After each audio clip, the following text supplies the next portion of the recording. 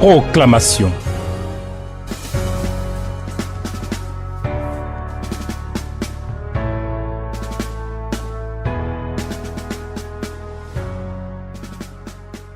Dieu éternel des armées, tu es notre Dieu, tu nous instruis et tu nous conduis sur les bons sentiers et nous voulons y marcher tous les jours avec toi.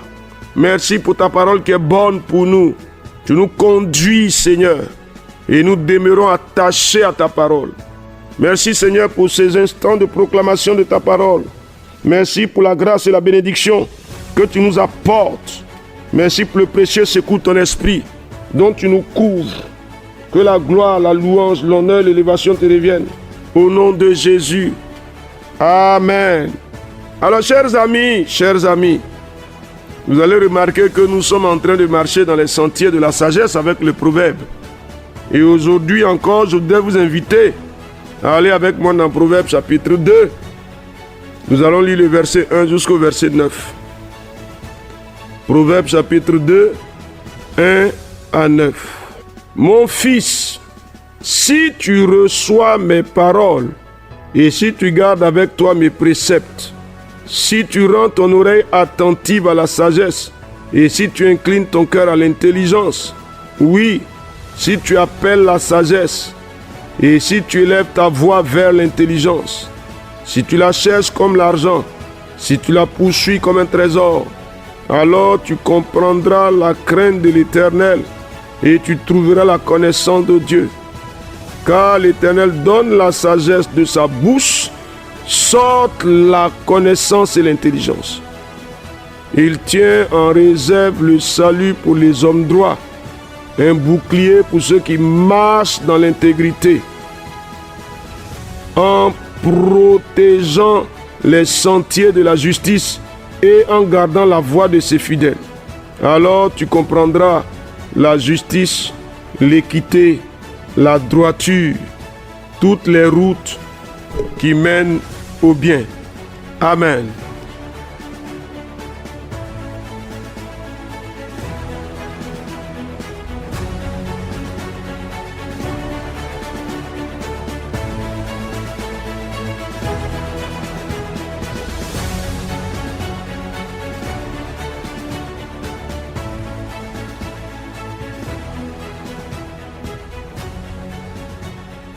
Alors, chers amis, donc il y a des sentiers qu'il nous faut trouver. Les routes qui mènent au bien. Ah oui. Les routes qui mènent au bien. Dis-moi quelque chose. Tu marches où? Ah oui. Sur les routes qui mènent au bien ou bien sur les routes qui mènent au mal? Tu t'attaches à quelle route? Ah, je veux que tu répondes. Hein? Seigneur, je m'attache à la route qui mène au bien. Vas-y, je marche sur les routes qui mènent au bien. Au nom de Jésus-Christ. Écoute ce qu'il dit, hein, au verset 8 déjà. Il dit, en protégeant les sentiers de la justice et en gardant la voie de ses fidèles. Donc, on va dire quoi? Dieu veille sur les chemins de ses fidèles, c'est ça? Et Dieu protège ceux qui respectent la loi, n'est-ce pas? Donc si tu veux que Dieu te garde, qu'est-ce que tu fais? Seigneur, je protège les sentiers de la justice, c'est ça? Et je demeure fidèle au Seigneur, c'est ça? Cher ami, les sentiers de la justice. Donc ça veut dire que quand quelque chose est juste, tu t'attaches à ça. Tu ne corromps pas la justice. C'est ça? Vous savez, souvent, les intérêts partisans sont déterminants dans les choix qu'on fait. À cause de ces intérêts qu'on a, on soutient même l'injustice. Il faut refuser ça. Dites-moi, c'est vrai ou c'est faux? À cause des intérêts qu'on a avec un tel individu, on le soutient quand même, on sait qu'il est dans le faux. Ah, tu ne protèges pas les sentiers de la justice. Refuse ça, s'il te plaît. Parce que vous allez voir, hein, le verset 9 nous dit quoi? Hein, quand tu protèges les sentiers de la justice, tu comprends ce que c'est que la justice, ce que c'est que l'équité, ce que c'est que la droiture. Ah oui. Cher ami, c'est un travail qu'on fait sur nous-mêmes. Ah, je t'invite à travailler sur toi-même. Alors demande au Seigneur de t'ouvrir les yeux sur les sentiers de l'injustice. Ah oui, si il s'est trouvé que tu t'es engagé sur ces sentiers-là, alors je veux que tu demandes au Seigneur. Ah, c'est le temps, Seigneur, tu m'ouvres les yeux. Vas-y. Ah, vous savez, souvent, on peut avoir l'idée que nous sommes dans la justice alors que nous sommes en train de marcher dans de mauvais sentiers. Il faut que Dieu nous ouvre les yeux. Il faut qu'il nous ouvre les yeux. Vous avez vu Abraham avec Ismaël? Lorsque Sarah a exigé qu'Abraham renvoie Agar avec son fils, Abraham a refusé. Il croyait bien faire parce que certainement il pensait que Ismaël aurait pu être son héritier. Mais Dieu lui a dit que non. Dieu lui a dit non, il faut faire ce que ta femme a dit. Car le fils de la promesse là, c'est Isaac. S'il vous plaît, demande au Seigneur d'ouvrir tes yeux sur les sentiers de la justice. Il y a trop d'erreurs qui nous compromettent et qui nous mettent en difficulté. Seigneur, tu les ouvres mes yeux. Ah Seigneur, tu les ouvres pour me faire comprendre la justice. Tu les ouvres, me faire voir. Mais pas d'injustice, tu ouvres mes yeux. Et tu me révèles les pas qui trahissent la justice. Seigneur, tu les ouvres mes yeux. Les écailles tombent de mes yeux. Frère, qu'est-ce que tu dis? Il ne faut pas simplement que les choses paraissent agréables à tes yeux. Ça ne suffit pas. Ça ne suffit pas. Il faut encore que les choses soient d'abord agréables à Dieu. Alors donc on remonte dans le chapitre 2 des Proverbes. Et puis on regarde. Il dit quoi? Reçois mes paroles et garde avec toi mes préceptes. Rends ton oreille attentive à la sagesse et incline ton cœur à l'intelligence. Donc, oreille attentive, cœur incliné. On peut le faire, peut toucher ton oreille pour déclarer au nom de Jésus-Christ, je la rends attentive, mon oreille, pour qu'elle entende et pour que je comprenne. Vas-y, vas-y, s'il te plaît. Ah oui. Si ton oreille n'est pas attentive, tu entendras ce que les gens diront comme du bruit. Ça ne produira pas de fruits pour toi. Ensuite, incline ton cœur. Tu peux toucher, c'est du côté du sein gauche. Ah, je l'incline, mon cœur s'incline. Vas-y, frère. Vas-y, frère. Il s'incline à l'intelligence. Il cherche à comprendre. Frère, qu'est-ce que tu dis? Vas-y, on est en train de donner un enseignement que tu ne prêtes pas l'oreille, tu ne recevras rien. Et si tu ne reçois rien, tu n'auras aucun héritage sur lequel tu peux bâtir.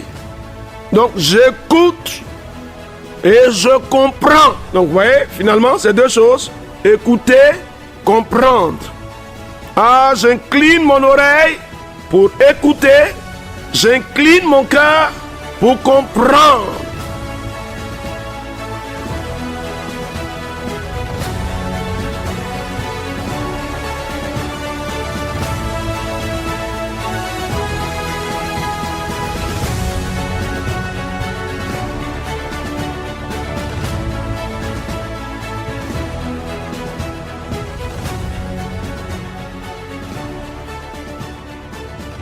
Ah, cher frère, qu'est-ce que tu dis? Chère soeur, qu'est-ce que tu dis? Mais il y a autre chose. Il dit si tu appelles la sagesse, tu élèves la voix vers l'intelligence. Alors c'est toi qui demandes à comprendre. Quand tu ne comprends pas, tu demandes. Tu ne t'entêtes pas dans des positions qui sont anormales. Ah oui? Tu appelles le secours du Seigneur pour que l'intelligence, pour que la compréhension te soit donnée.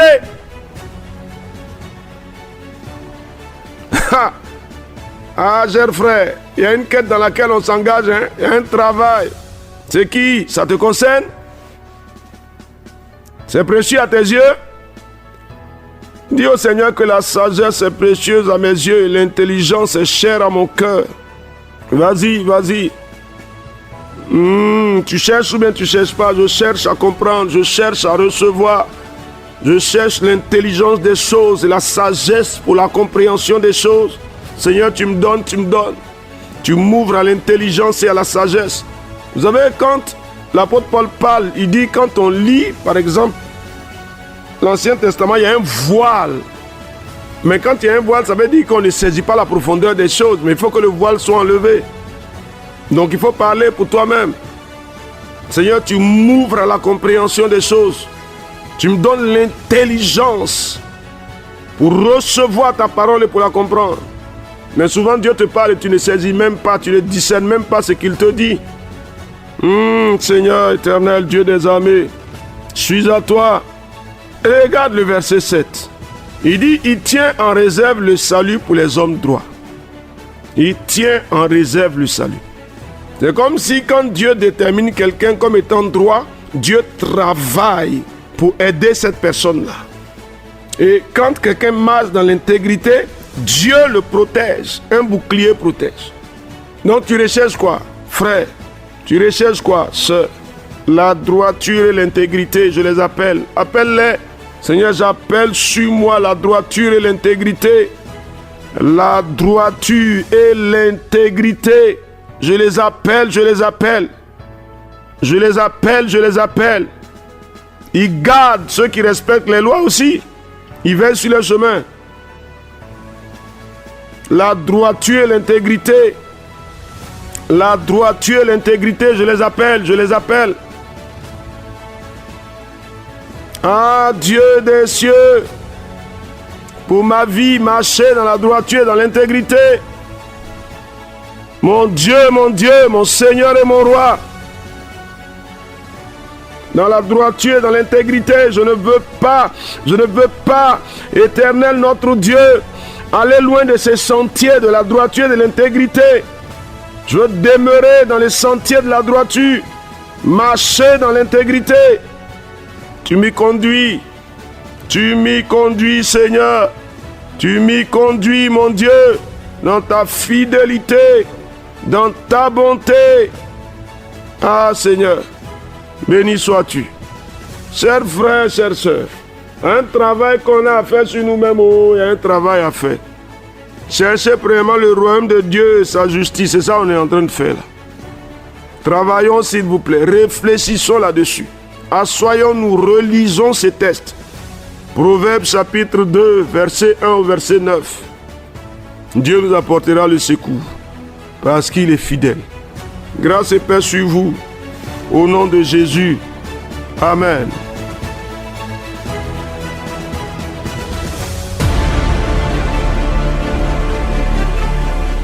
Proclamation.